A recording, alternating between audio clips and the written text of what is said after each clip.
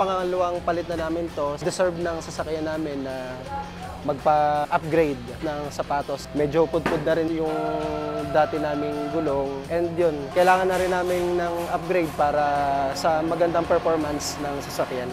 Yung gulong ng Apollo kasi maganda eh, malalim yung tread niya. Tapos kagandahan kasi may 5 years warranty siya. Hindi katulad ng ibang brand, 1 year lang. Yung pinaglumaan ko kasi nito 2 years lang eh. So nagkataon ngayon na yung Apollo, merong promo sila na free wheel alignment. Apollo naman is a good brand for the tires. Actually, taga Mandaluyong pa ako eh. Pumunta lang ako rito para ma-check ko yung Apollo. Tapos yun nga, yung kagandahan niya is 3+1. Kaya nakasave ako.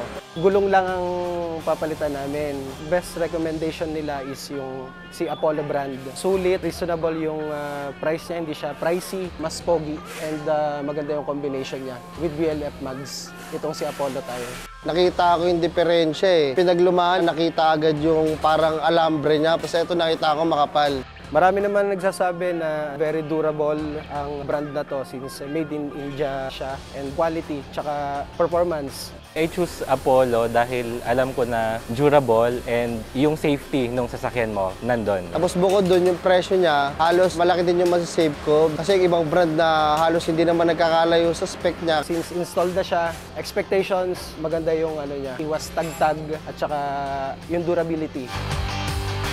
Dun sa mga may plano na mag-upgrade, lalo sa gulong, best recommend Apollo tire.